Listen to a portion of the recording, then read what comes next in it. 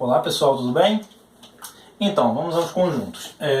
Conjuntos é uma coleção de elementos ou um agrupamento, e a gente pode atribuir isso a qualquer tipo, né, de contextos, conjunto dos alunos, conjunto dos legumes, conjunto das frutas.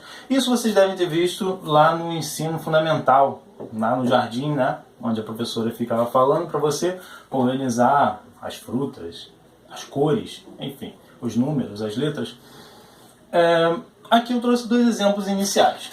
O conjunto das vogais, né? Eu chamo sempre um conjunto por uma letra maiúscula. Nesse caso aqui, chamei de conjunto V. As vogais, eu descrevo elas nessa forma, é uma forma em lista. A, E, I, O, U. São as vogais. Acho que vocês já sabem, né? Conjunto dos pares menores que 10. Números pares são todos que são escritos na forma de 2 vezes n, onde n é um número natural. Então, o 0 entra como par, 2, 4, 6 e 8, menores que 10. Essa forma aqui é a forma de notação em lista. A gente pode também colocar na forma do diagrama de Venn, que é onde eu coloco uma região fechada e descrevo todos os elementos ali dentro, né? Coloquei aqui o conjunto V, A, E, I, O, U da mesma forma, e o dos pares menores que 10, 0, 2, 4, 6 e 8. Tá? Tem ainda duas outras formas, que é a forma por propriedade, né? Que é uma forma de escrever um conjunto, ou a forma em intervalos, só que isso a gente vai ver mais adiante. Todo conjunto ele tem alguns elementos. Nesse caso aqui eu digo que A, E, I, O, U, eles são elementos do conjunto V, conjunto das vogais. Elementos, eu digo que eles pertencem ou não pertencem a um determinado conjunto. Nesse caso, eu utilizo essa notação, essa letrinha, esse é ou ele cortado. Toda vez que o símbolo estiver cortado, ele será uma negação. Tá? Então, ou ele pertence ou não pertence. Coloquei alguns exemplos aqui. A letrinha A, ela pertence ao conjunto V, porque ela está ali dentro. O 2, ele pertence ao conjunto dos pares, ao conjunto P, no caso, que eu coloquei aqui. Olha o 2 aqui dentro. O 5, ele não pertence ao conjunto P, porque ele é ímpar, claro. Então, essa é a ideia de pertence ou não pertence. Essa é a relação entre elemento e conjunto. Beleza? No caso, quando eu relaciono os dois, o subconjunto e o conjunto original, eu digo que ele está contido ou que não está contido. De forma inversa, eu poderia dizer que ele contém ou que ele não contém. Por exemplo, o conjunto que tem os elementos 2 e 4, ele está contido no conjunto P, que é o conjunto dos pares, o nosso inicial. Da mesma forma, no caso invertido, eu posso dizer que o conjunto dos pares, ele contém o conjunto que tem os elementos 2 e 4. Outro exemplo, o conjunto que tem os elementos A, W e K, ele não está contido no conjunto das vogais V. Ou, da mesma forma, V não contém o conjunto que tem os elementos A, W e K. Mais um exemplo, o conjunto que tem os elementos A e O está contido no conjunto das vogais. Ou, de forma contrária, o conjunto das vogais contém o conjunto dos elementos A e O. Outro conjunto que eu queria falar é o conjunto vazio. O conjunto vazio é um conjunto que não tem elementos. E ele pode ser definido como esses símbolos aqui. Ou esse zero cortado, que seria um zero cortado, ou então essas chaves sem nenhum elemento dentro. O conjunto vazio, ele é um subconjunto de todo o conjunto.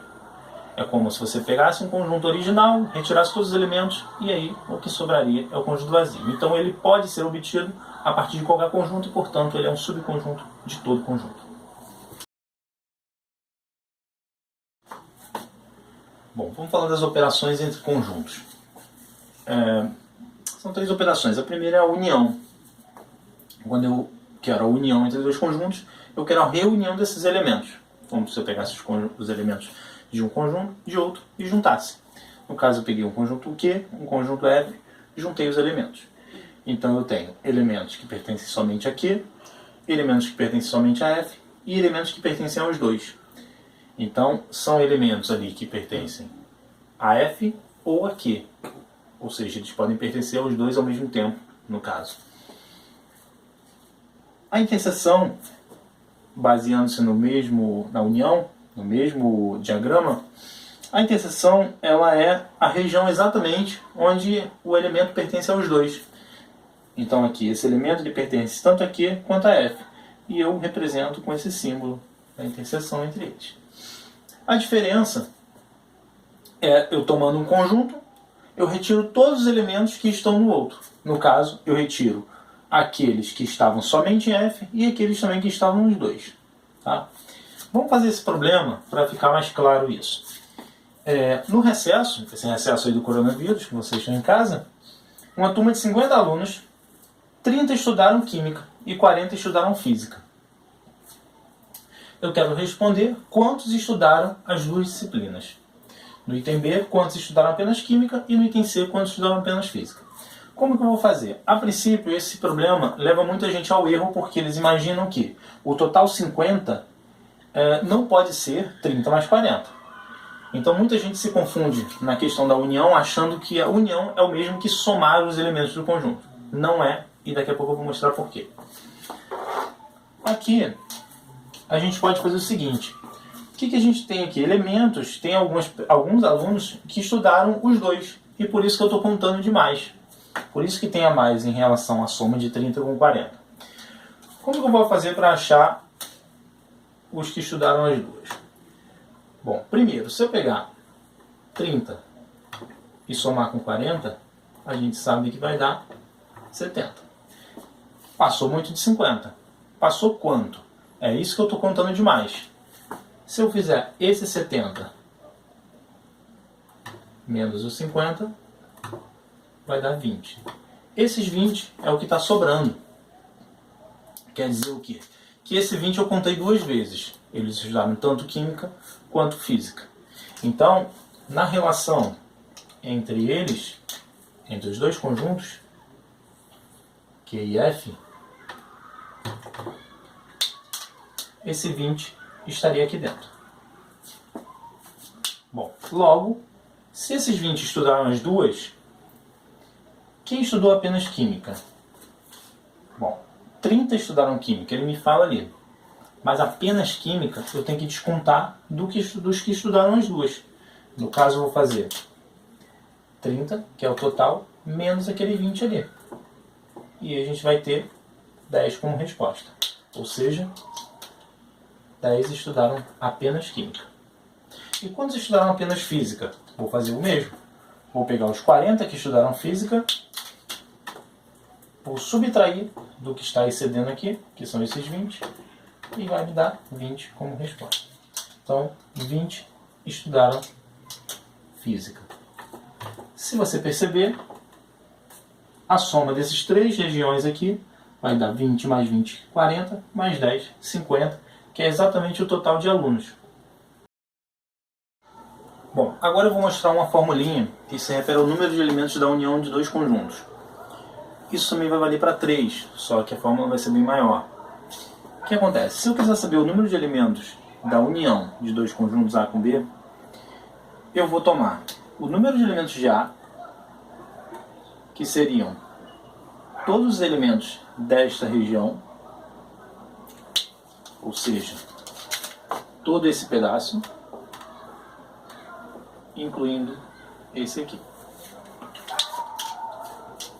Vou somar com o número de elementos de B. Só que quando eu somar o número de elementos de B, eu vou contar esse pedaço e mais esse aqui. Ou seja, eu peguei essa parte da interseção duas vezes. Então, para que fique certa a fórmula, eu vou descontar uma vez o número de elementos da interseção de A com B. Descontando uma vez essa, eu fico com os elementos da união. E aí a gente tem essa formulinha aí, que daria para fazer esse problema. Onde, no caso, o número de elementos da união de A com B seria o próprio 50. O número de elementos de A, que seria, estou atribuindo a Química, seriam 30. O número de elementos de B, que seria Física, é 40. E aqui eu descobriria quem é essa interseção, que é a pergunta dos que estudaram as duas. Que seria 1 meu x, fazendo essa continha aqui, 50 é igual a 70 menos x. Quem eu subtrai de 70 para dar 50? Nesse caso, x tem que ser igual a 20, que é exatamente o que a gente encontrou ao resolver esse problema. Fazendo a subtração em relação aos outros, você encontra 30 menos 20, que no caso dá 10 aqui, e 40 menos 20, que dá 20 para a letra C. Bom, agora vamos fazer esse exemplo aqui. Dados 3 conjuntos, eu quero determinar na letra A união de B com C. A união de B com C é só juntar esses elementos. No caso, teremos Azinho, C, árvorezinha, estrelinha e coração.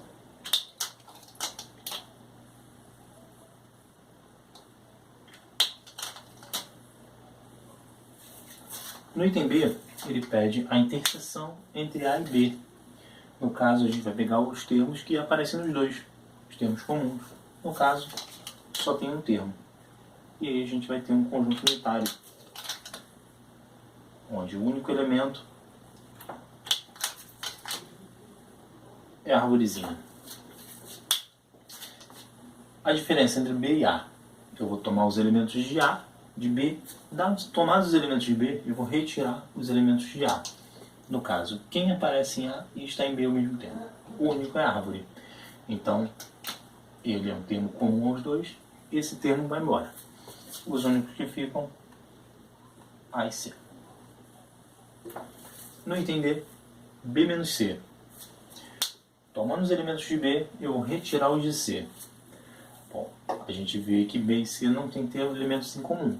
Então, basta repetir o que sobra. São os mesmos elementos de B.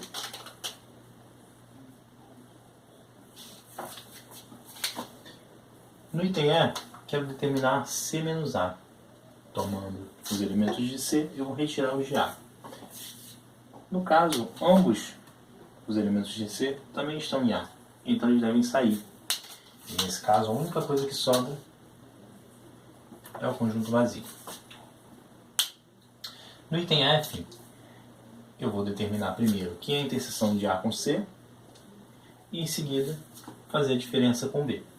A interseção de A com C é os termos comuns, no caso,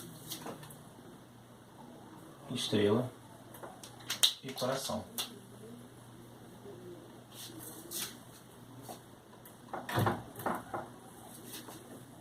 Coração.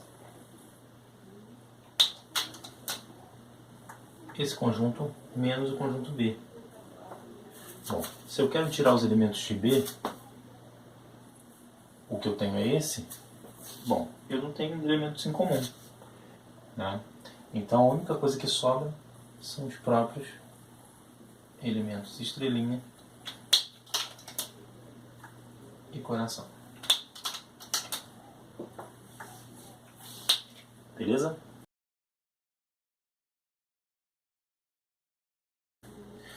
Então, são 3 catálogos, C1, C2 e C3. Coloquei no diagrama. Ele quer saber o número mínimo de páginas que ele deve imprimir originais, para economizar gastos nas cópias. A questão dá pra gente que o número de elementos do catálogo 1 são 50, o número de elementos do catálogo 2, 45, o número de elementos do catálogo 3 são 40. O número de elementos de interseção entre o catálogo 1 e o catálogo 2 é igual a 10. Isso lhe dá no enunciado da questão. Entre C1 e C3 é 6, C2 e C3 é 5. E entre C1, C2 e C3 são 4. Bom, nesse tipo de questão a gente sempre começa preenchendo de dentro para fora. Como assim? Pego a interseção máxima, no caso a interseção entre os 3, que é esse último caso aqui. Então vou lá preencher. Na interseção entre os 3 são 4. A partir daí eu vou colocando as interseções entre 2 e por último o que tem cada um.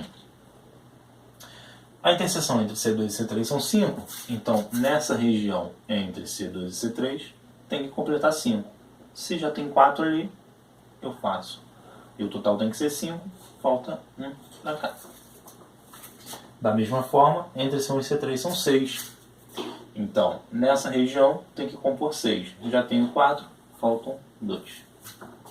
Entre C1 e C2 são 10. Então, essa região tem que equivaler a 10. Aqui já tem 4, faltam 6. Agora só faltam os casos em que as páginas só estão em cada uma delas apenas. Não tem interseção entre elas. Na C1 eu tenho 50, então vou fazer essas contas aqui. Aqui nesse círculo preto, né, eu tenho que ter 50. Já tenho 4 mais 6, 10, mais 2, 12. Para 50 faltam 38. C2 tem que completar 45. Já tenho 11. Para 45 faltam 34. Então, no catálogo 3 tem que dar igual a 40. Então, nesse círculo verde, eu tenho que ter 40. Como aqui eu já tenho 7, para 40 faltam 33. Para saber o número total de originais de páginas que a gente deve imprimir, eu tenho que somar cada número desse no diagrama. E aí, vou fazer essa conta. Então, 38, 34, 33, 6, 4, 2, 1. Fazendo essa soma aqui, vai me dar o total. Então, 8 com 4, 12, com 3, 15, com 6, 21, com 4, 25, com 2, 27, com 28. Põe 8, vai 2 lá em cima. Aqui dá 9, 11. Então, 118 é a resposta correta da questão. Alternativa C.